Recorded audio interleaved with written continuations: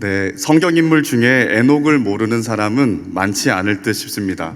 사실 에녹에 대한 기록은 오늘 본문과 역대상과 누가복음에서의 족보, 그리고 히브리서에서 2절, 유다서 등에서 소개되는 것이 그 전부입니다.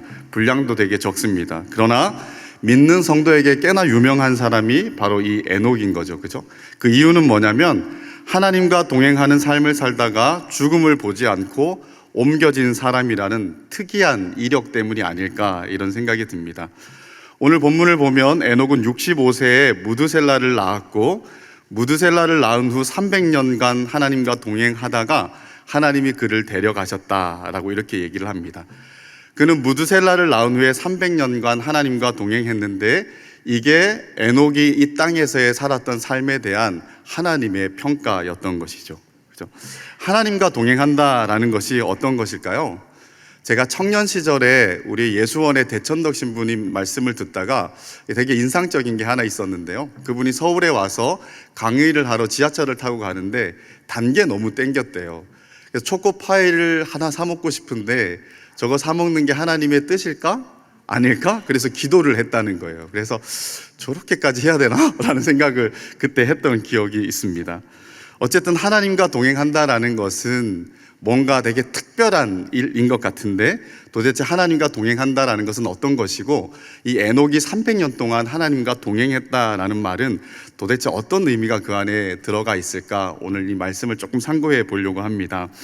하나님과 동행한다라는 말은 문자적으로는 함께 걷는다라는 거로 생각할 수 있습니다.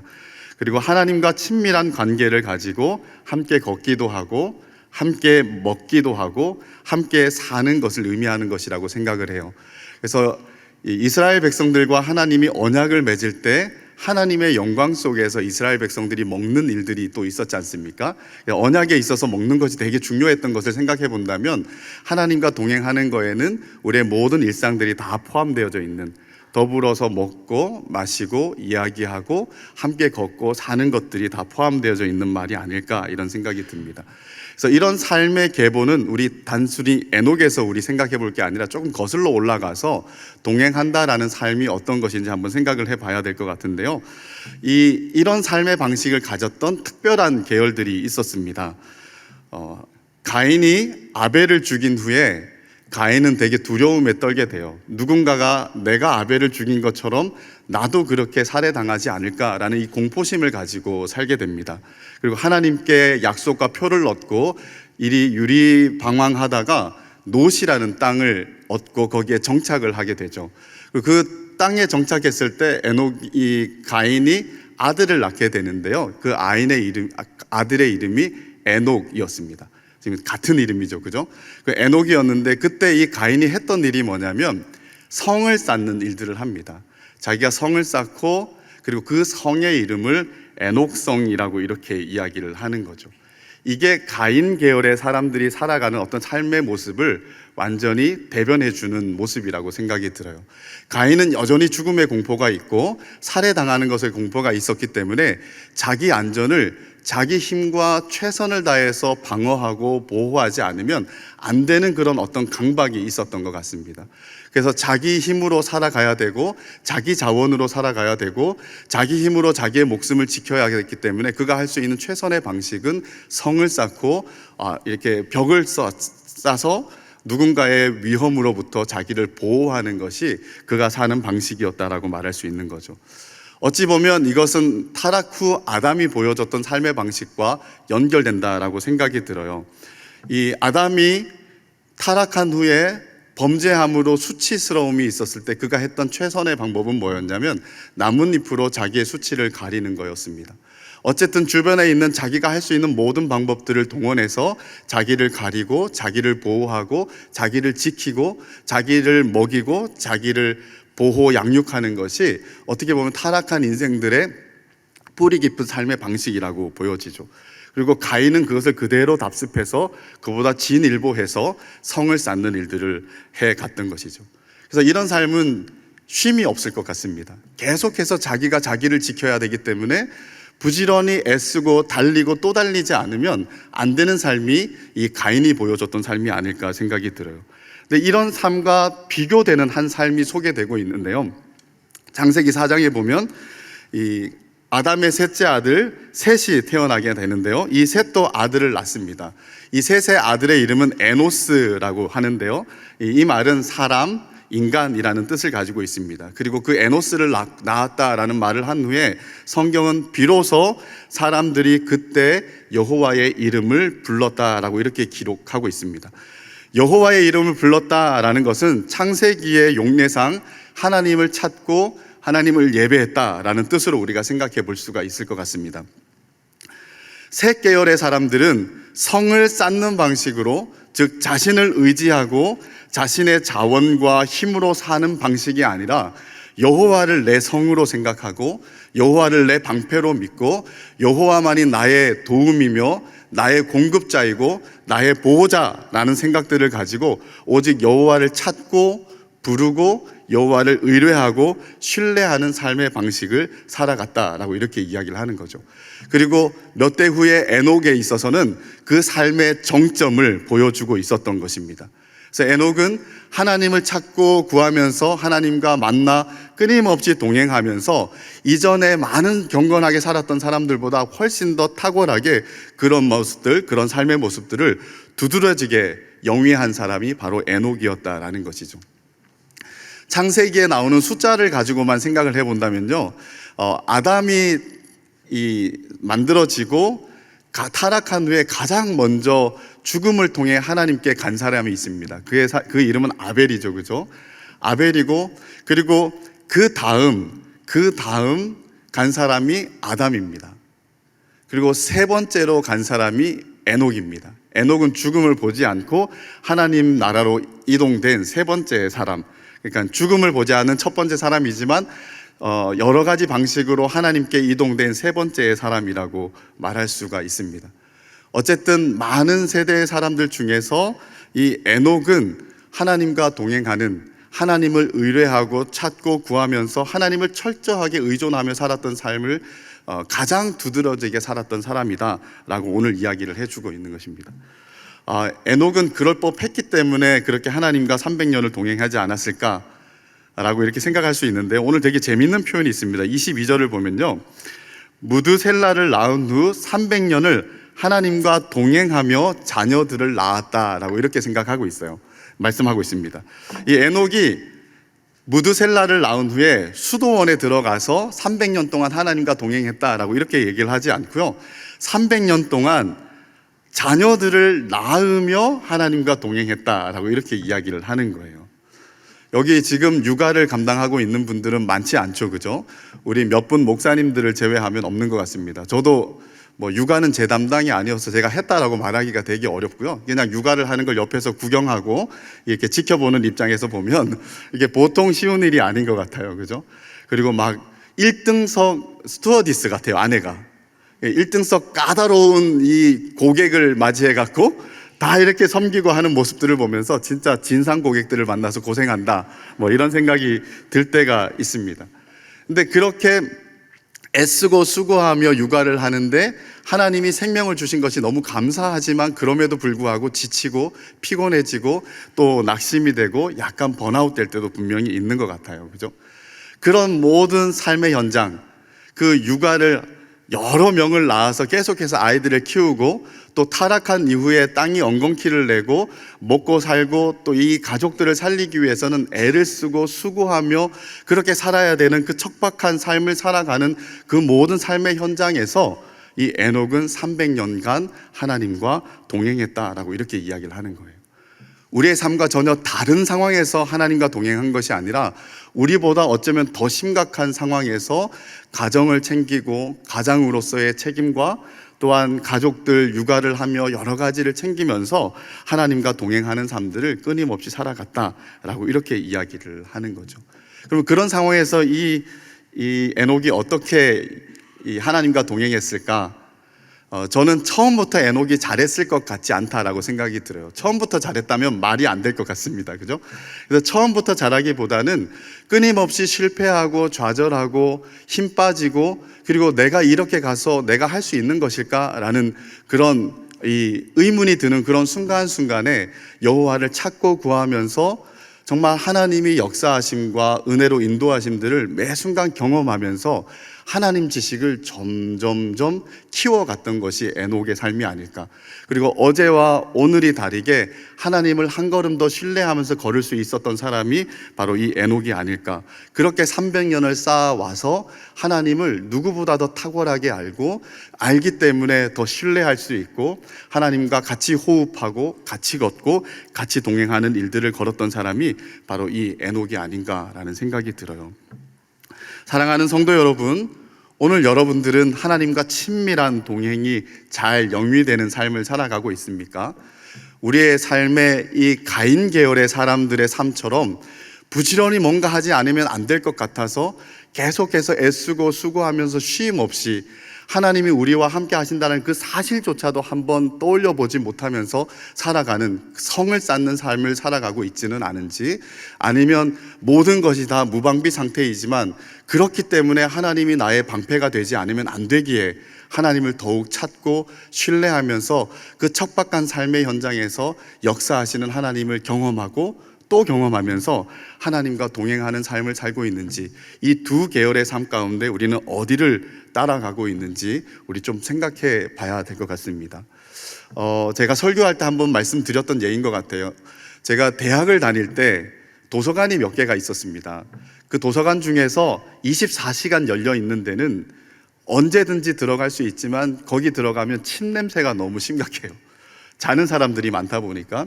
근데 깨끗한 도서관을 딱 가려 그러면 그 도서관은 아침부터 줄을 서야 돼요. 저는 학교 근처에 살았기 때문에 5시에 올라가서 가방을 먼저 내버려두고 이렇게 집에 내려와서 밥을 먹고 6시에 올라갑니다.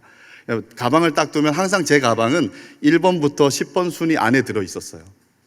그래서 제가 보통 한 4번 있었을 때 기억인 것 같아요. 그래서 4번째 가방을 놔두고 집에 갔다가 아침을 먹고 다시 와서 6시 문 열기 전에 줄을 섰습니다.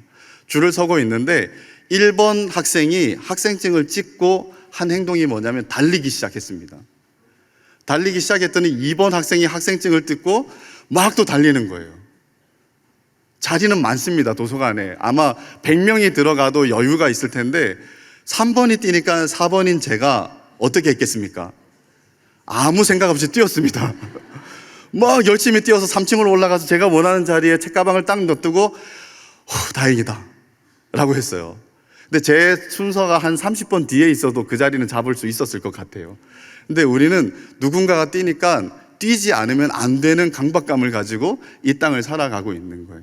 왜? 성을 쌓아야 되는데 남들이 더 견고한 성을 쌓을까 봐 그렇게 쌓기 위해서 달려가면서 그렇게 사는 것이 이 땅의 삶의 모습, 즉 가인 계열의 삶의 모습을 이 땅이 그대로 답습하면서 보여주고 있다는 것이에요. 혹시 우리가 이 땅을 살아가면서 너무 바쁘고 또 부족한 건 많은 것 때문에 그런 삶들을 살아가면서 하나님을 의뢰하고 의지하는 이 셋 계열의 삶, 에녹이 정점으로 보여줬던 그 삶들을 우리가 살아가는 것들을 가끔씩 잊어버리고 망각하면서 하나님과 동행하는 삶들은 점점 우리에게는 너무 개념적이거나 형이상학적인 이야기가 되어가고 있지는 않은지 우리의 삶의 방식들을 한번 들여다봐야 될 것 같습니다. 다시 한번 삶의 방식이 이 가인 계열의 삶의 방식을 답습하고 있다 그러면 단호하게 끊고 어디서부터 어떻게 시작해야 될지 하나님을 찾는 것부터 시작하자. 그때 비로소 여호와의 이름을 부르기 시작했다라는 그 에노스, 즉 그 셋 계열의 사람들의 삶의 모습처럼 우리의 자리에서 하나님을 부르고 찾는 것부터 한번 시작해 보면 우리에게 길과 답이 열리지 않을까 생각이 듭니다. 두 번째로 이 에녹이 하나님과 동행했다라는 거에는 성경을 가지고 생각하면 이런 면이 있었을 것 같아요. 아모스서 3장 3절에 보면 두 사람이 의합하지 않고서 어찌 동행하겠느냐라는 말씀이 있습니다. 이 말씀에 근거해 본다면 양편의 의합함이 있어야 동행이 가능하다라는 거예요. 즉 의합하지 못할 사람하고는 동행하지 말라라는 이 이야기는 아닌 것 같아요. 뜻이 맞아야 동행이 가능하다라는 것이죠. 우리하고 하나님의 뜻이 1이면 10이면 10, 100이면 100 다 완벽하게 일치할까요? 일치하지 않을 거예요. 그렇죠? 그래서 하나님 나랑 생각이 너무 달라서 내가 하나님하고 동행하는 게 정말 불가능할 것 같아, 이러면서 하나님 동행을 포기하는 사람은 이 자리에 아무도 없을 거예요. 그렇죠? 뜻이 다른데 그러면 어떻게 의합함을 이룰 수 있을까 했을 때, 그러면 하나님하고 적당하게 뜻을 맞추면서 좀 딜하면서 내가 한 개 포기하고 하나님 한 개 포기하고 이렇게 맞추면서 가야 되겠네, 그렇게 가는 것이 아니죠. 그죠? 근데 이 에녹은 어떤 식으로 했냐 했을 때 그 이름이 우리에게 시사하는 바가 있습니다. 에녹의 이름의 뜻은 헌신, 봉헌이라는 뜻을 가지고 있어요. 에녹은 300년간 하나님과 동행했다라는 말은 300년간 그가 하나님의 뜻을 알고 하나님의 뜻이 알려질 때마다 그 뜻에 순종하고 자기를 헌신했던 사람이다라는 것이 그 이름 안에 함축되어 있다라는 거예요. 처음부터 에녹이 잘 순종했을지는 잘 모르겠습니다. 그런데 정말 끈질긴 싸움을 하면서 하나님의 뜻에 자신을 굴복시키고 복종하고 자발적으로 순종하면서 자신을 헌신하며 산다라는 것이 어떤 것인지 300년간 너무 깊이 배우고 그 비결을 터득한 사람이 바로 이 에녹이 아닐까라는 생각이 들어요. 그래서 하나님 뜻에 봉헌하고 헌신할 때, 하나님의 뜻에 그렇게 우리가 맞추어 가서 의합함을 이룰 때 하나님과 동행이 가능하다라는 거예요. 그러면 무엇이 필요하냐? 하나님 뜻에 맞추기 위해서 우리의 뜻을 포기하고 우리가 순종하려 그러면 자기를 꺾고 자기를 희생하고 자기를 포기하고 자기를 죽이는 힘든 일이 있어야 가능하다라는 것입니다. 우린 죄된 본성을 가지고 태어난 사람이라서 순종이라는 것이 쉽지 않습니다. 때로는 하나님과도 대립된 뜻을 가지고 끝까지 고집하면서 씨름할 때도 분명히 우리에게 많습니다. 근데 이 의합함이라는 것은 그렇게 고집하거나 타협하며 맞춰가는 것을 말하는 것이 아닙니다.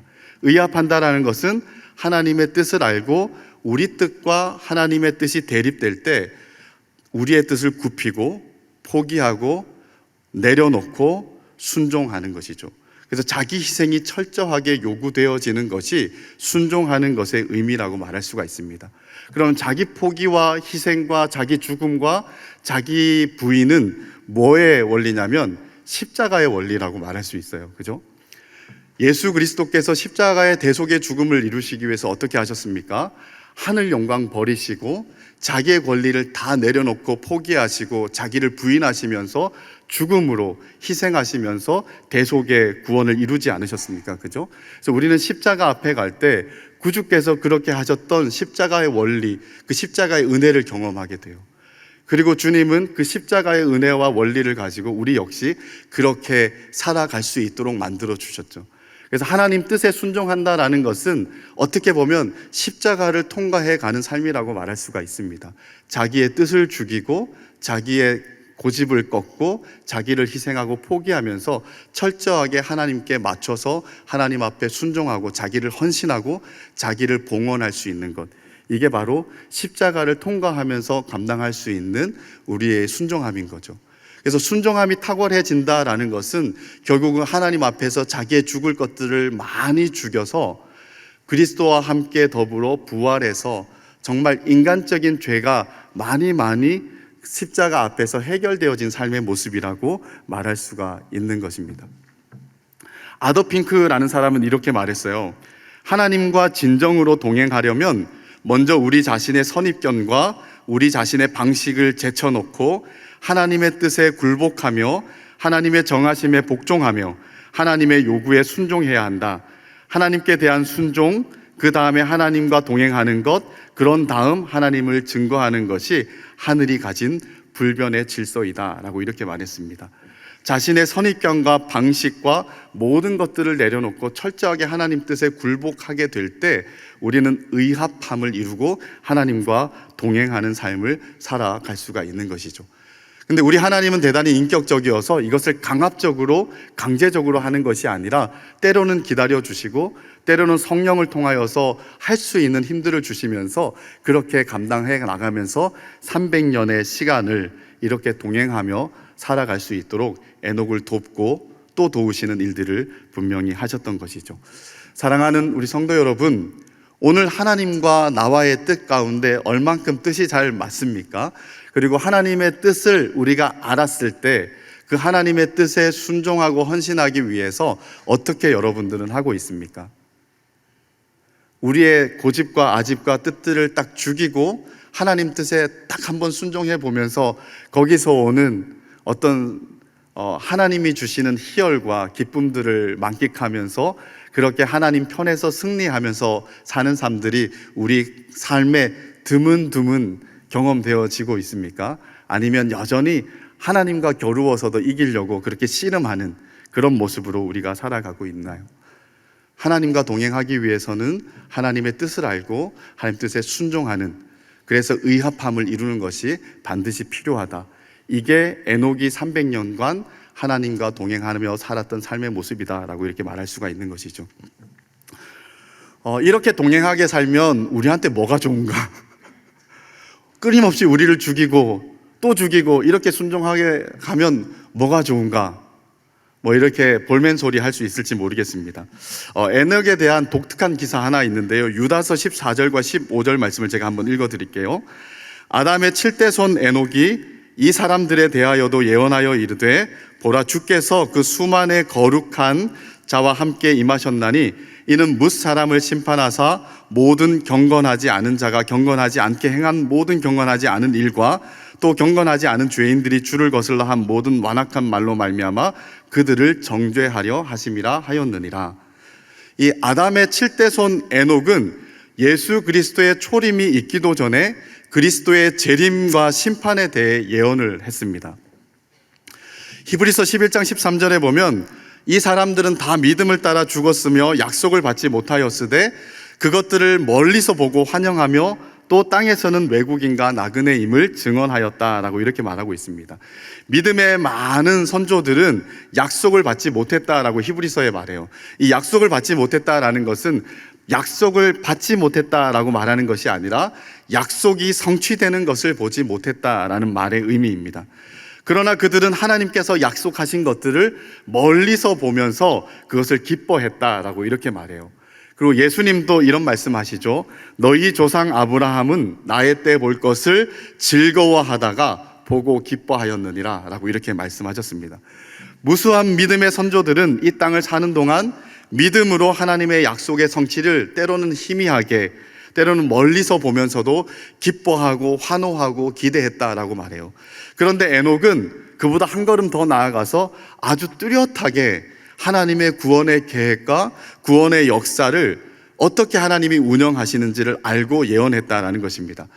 예수님이 오시기도 전에 재림하셔서 구원하시고 심판하시는 일들을 아주 또렷하게 선명하게 이렇게 예언하는 모습을 우리에게 보여주고 있는 것이죠. 시편 25편 14절의 말씀을 보면요, 여호와의 친밀하심이 그를 경외하는 자들에게 있음이며 그의 언약을 그들에게 보이시리로다 라고 말씀하십니다. 공동 번역에서는 이렇게 번역했어요. 당신을 경외하는 사람에게는 당신의 생각을 털어놓으시고 당신의 계약을 가르쳐 주시리라 라고 이렇게 번역을 해놨습니다. 즉 여호와의 친밀하심이 여호와를 경외하는 자에게 있다라고 말해요. 이 에녹은 어떻게 여호와를 경외했습니까? 하나님과 친밀히 하며 하나님의 뜻을 알고 끊임없이 하나님에 순종하면서 또 하나님을 찾고 구하고 동행하는 삶을 통하여서 하나님 경외함을 다 보여줬던 사람입니다. 이토록 하나님을 경외하는 이 에녹에게 하나님은 당신의 친밀하심을 그렇게 드러내신 거죠. 그리고 드러내시면서 그 친밀하심을 어떤 식으로까지 하셨냐면 자신의 생각을 에녹에게 다 털어놓으셨다라는 거예요. 그리고 하나님의 언약을 숨기지 아니하시고 이 땅을 어떻게 운영하시고 계획하시는지 이 에녹에게 아주 선명하게 다 보여주셔서 아담의 7대 손밖에 되지 않는데, 아담의 7대 손밖에 되지 않고 노아가 태어나기도 전, 아브라함이 있기도 전, 율법이 우리에게 오기도 전에 이미 그리스도의 초림과 그리스도의 재림과 구원과 심판들을 다 보고 예언했던 사람이 바로 이 에녹이라는 사람인 거죠.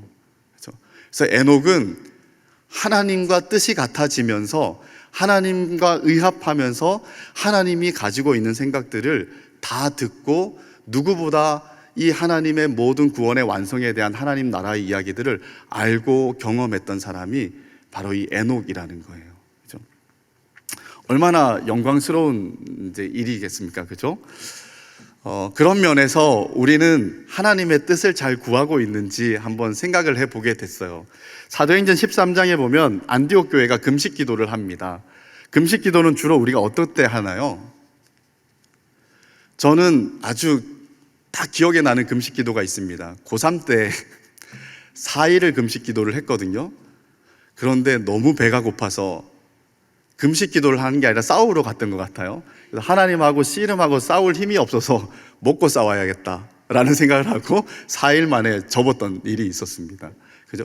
그리고 그 후에도 금식할 때가 있었지만 그 금식 기도의 이슈는 뭐냐면 하나님 나에게 이 길들을 열어주십시오라는 것이 거의 대부분이었었어요. 근데 이 안디옥 교회는 차원이 다른 기도를 하는 거예요. 주를 섬겨 금식했다라고 이렇게 말합니다. 어떻게 하면 주를 더 잘 섬길 수 있을까? 하나님이 가지고 있는 뜻과 생각은 무엇일까? 그걸 알고 싶어서 금식 기도를 했더니 하나님이 뜻을 알려주셨어요. 바울과 바나바를 따로 세워서 파송해서 안디옥 교회를 중심으로 복음이 놀랍게 확장되어진 일들이 그들의 금식 기도에서부터 시작되었다라는 것이죠. 이 안디옥 교회는 하나님의 뜻이 무엇입니까? 하나님의 계획이 무엇입니까? 하나님이 이 땅을 운영해 가는 하나님의 비전과 목적이 무엇입니까? 이거를 금식하면서 알고 싶어서 기도했다라는 것이 그 교회가 가지고 있는 되게 놀라운 면이었다라고 생각이 듭니다. 그런 면에서 우리는 이런 금식해 본 적 있나요? 제가 원래 주제 하나가 금식 기도하는 겁니다. 그런데 저는 하루 이상을 넘기지는 않을 겁니다. 단 하루 정도 금식을 하면서 이렇게 기도 한번 해보고 싶어요. 제가 어디를 가야 됩니까? 제 앞으로의 삶의 하나님이 이끄심이 어디입니까? 이런 게 아니라 하나님이 원하시는 게 무엇입니까? 라고 이렇게 한번 질문을 해보려고 해요. 한 문둥병자가 있었습니다. 이 문둥병자가 예수님에게 왔어요. 예수님에게 와서 이 문둥병을 고쳐달라고 하는데요, 다른 사람들하고는 한결 결이 다른 모습으로 애청하는 모습을 보여줘요. 우리 여리고로 갈 때 예수님이 한 맹인을 발견하게 되는데요, 그 맹인이 예수님이 가신다라는 얘기를 듣고 다윗의 자손 예수여 나를 불쌍히 여겨 주십시오라고 소리를 지르게 돼요. 그랬더니 주변의 사람들이 조용해라, 잠잠해라 이렇게 억압을 하기 시작합니다. 그랬더니 이 사람이 더 큰 소리를 질러서 다윗의 자손 예수여 하면서 소리를 질러요. 왜? 이 기회를 놓치면 안 될 것 같아서 악을 쓰고 힘을 다해 예수 그리스도를 만나려고 애를 쓴 모습을 보여주죠. 많은 분들은 그런 모습으로 하나님 앞에 나와왔었습니다. 그런데 이 마태복음 8장에 나오는 문둥병자는 대단히 다른 결을 가지고 있는 사람 같아요. 예수님에게 와서 이렇게 말합니다. 주님, 당신이 원하신다면 나를 깨끗게 하실 수 있습니다. 주님, 당신이 기꺼이 원하신다면, 이 영어 성경에서는 Lord, if you are willing, you make me clean 이렇게 돼 있어요. 당신이 진정 원하고 기꺼이 원하신다면 나를 깨끗하게 하실 수 있다라는 거예요. 이게 무슨 말입니까? 주님, 당신은 얼마든지 나를 깨끗게 하실 수 있는 분임을 내가 알고 믿습니다. 그런데 그 능력 많으신 당신이 나를 고치실 그 마음과 의향이 있는지 내가 잘 모르겠습니다. 라고 이렇게 묻는 거죠. 당신 마음 안에 나를 고칠 수 있는 그 원함과 기꺼움이 있을까요? 라고 이렇게 물었더니 예수님이 이렇게 말씀하셔요. 내가 원하니 깨끗함을 받아라. I am willing, be clean 이렇게 얘기를 해요. 이 문둥병자는 깨끗함을 받았어요. 많은 사람들처럼 예수 그리스도의 능력을 경험하게 되었습니다. 그런데 다른 사람들보다 더 하나를 안 게 있어요. 그게 뭐냐면 그를 향한 예수님의 마음. 자신이 깨끗게 되는 것을 원하는 것보다 내가 깨끗게 되는 것을 더 원하시는 예수님의 마음을 그는 알게 되었던 것이죠. 주님의 뜻이 무엇이고 주님이 생각이 무엇이고 주님이 나를 향하신 마음이 무엇인지 그는 깊이 알게 된 거예요. 몸이 깨끗함을 받은 것도 기적이지만 그 예수님의 마음을 자기의 마음에 담을 수 있다는 것은 그에게 말할 수 없는 영광과 복이었다라고 생각이 들어요. 사랑하는 성도 여러분, 하나님은 하나님의 백성들 또 하나님의 교회에게 하나님의 마음을, 하나님 자신의 뜻을, 하나님의 계획을 다 열어 보여주시기를 원하시는 것 같아요. 하나님의 뜻을 알고자 하는 자들에게는 한없이 열어주셔서 내가 이런 생각을 가지고 있어. 여호와의 친밀하심이 그를 경외하는 자에게 있으며 자신의 생각을 다 털어놓으시고 하나님의 언약을 숨기지 않는다. 숨기고 싶은 생각도 없으시고 하나님은 자신의 생각을 다 털어내 놓기를 원하세요. 그런데 문제는 하나님의 생각을 듣기를 원하고 하나님의 뜻을 알고자 하는 사람이 별로 없다라는 거예요. 어떻게 하면 금식해서 하나님이 나를 좀 도와주실 수 있을까? 이렇게 접근하는 사람, 그것도 귀한 것이겠지만 이렇게 접근하는 사람은 수도 없이 많지만 이 문둥병자처럼 이 안디옥 교회 사람들처럼 하나님의 뜻이 무엇입니까? 라고 묻고 하나님의 마음이 무엇입니까? 라고 묻고 그렇게 마음과 뜻이 전해지고 가르쳐졌을 때 어떻게 하면 주를 더 잘 섬길 수 있을지 마음을 다하고 힘을 다하고 자신의 가지고 있는 것들 다 동원해서 하나님의 뜻을 이루려고 하는 에녹처럼 헌신되고 봉헌하는 그런 사람들을 하나님께서 정말 기뻐하고 기다리고 있지 않을까 이런 생각이 듭니다. 원하기는 우리 남서울교회 그리고 우리 남서울교회 성도님들이 그런 하나님의 마음을 시원하게 하고 누구보다 하나님의 뜻을 알고 하나님의 계획을 알고 하나님의 마음을 알아서 에녹처럼 헌신하고 동행할 뿐만 아니라 또한 안디옥 교회처럼 그렇게 하나님의 마음을 가지고 세상을 복음으로 변화시키고 하나님 나라를 확장해가는 그런 위대한 하나님의 일들을 감당하게 되는 우리 남서울교회와 우리 한 사람 한 사람 우리 모든 성도님들이 되시기를 주님의 이름으로 간절히 축복드립니다.